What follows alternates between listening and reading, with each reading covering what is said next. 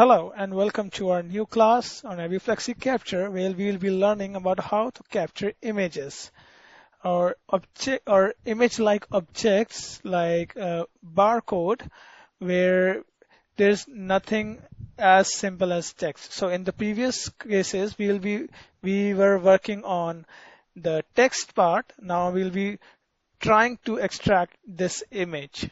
So what we can do is we have a special element with the name object.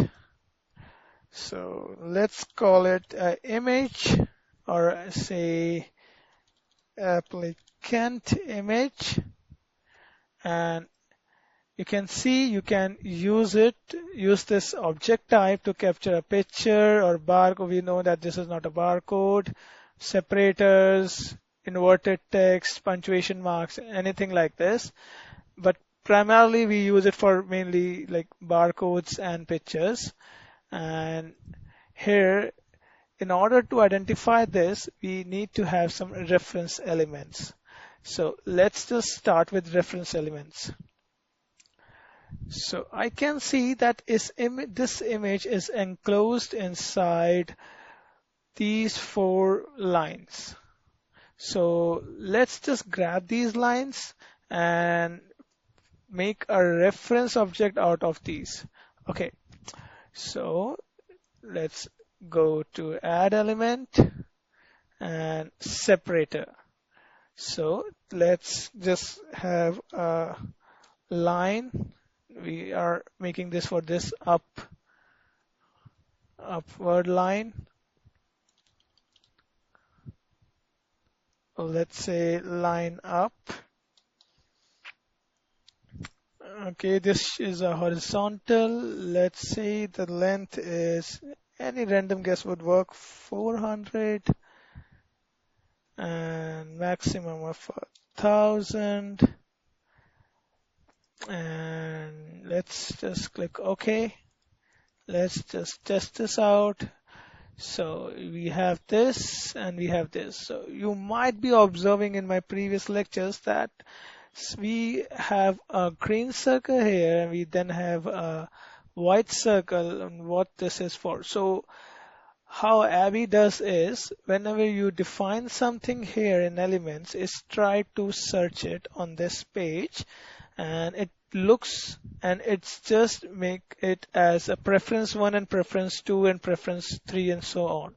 So for ABBYY, the green dot is preference 1, so it takes this line, and this is the preference 2, because these two are very much similar to what we describe here. So let's just not confuse ABBYY and add a relation saying that the line which is top edge. So out of these two preferences, take the one that's above. Click OK, and now test this out, and you can see it's only taking one line. Perfect. Now let's just create this line, then this and this. Create separator, line to the right. Let's just say this is somewhat bigger than the above one. Let's say this is a 500 length to 1000, and this is vertical, and click OK, and let's see. Okay, so according to this ABBYY, this can be, look, this is the second preference and this is the first preference according to ABBYY, and third preference, it's taking this as a line as well. So in order to make this as a correct choice, let's add some relation to it. Page nearest to page right edge. Now when we'll test it out, you see now ABBYY is like much less confused now, and it has grabbed what you described. Now 2 more to go. Let's have a new line to the left. This is a vertical line, 500, just as same as the right line. Maximum can be 1000. Click OK. Test element. Okay, so this is creating this as well as this as the left lines. See, in order to make it more robust, let me just add a relation that this line is to the left of this my upper line. So line up. So the reference element is, this is the left of, you can see the green region.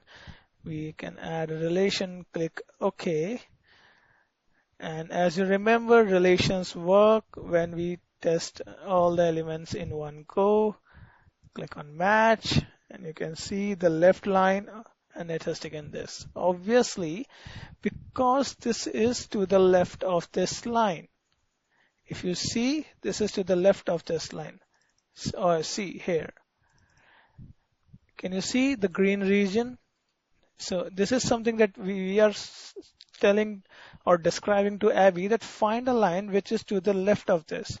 So why not shift this line somewhat right by an offset? As you can see, by increasing the number, you can observe a change here. See. And if I make it a plus, see, so the left is counted based on this offset. If I keep it as 0, so it's counting just next to this right edge. So for me, I have to take that line. I'll keep 10 with a negative sign, save my changes, apply and OK. And let's just check this out. And now we have my line. So we are done with 3 lines. Let's just create a new line or a separator with the name line down. So this is a horizontal line, same as the above line, which we kept as 400. This as 1000. Click OK. Let's just check it out. And now we have 2 preferences. So we'll add a relation stating that this is not the up line, but this should be below the up line. See?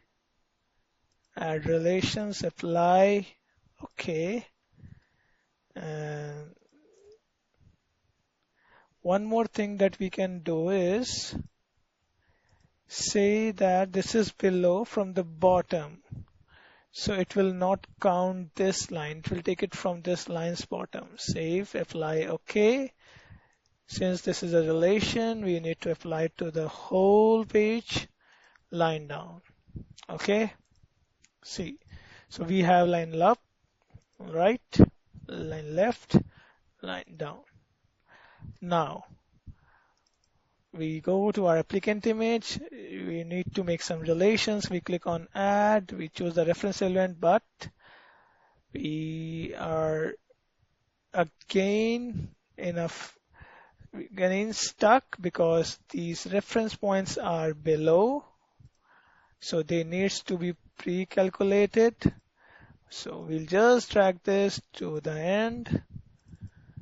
Relations, we'll add. So my image lie below my upline.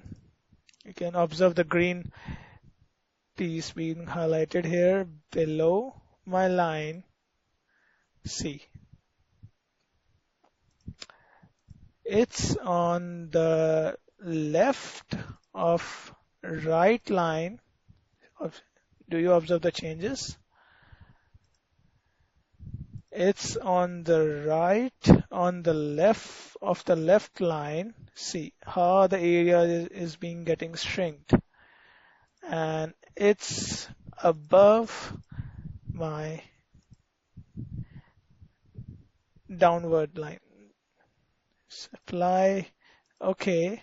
Since this object is a combination of a relations, we'll test it out by doing this and see we have our image graphed. Thanks guys for watching.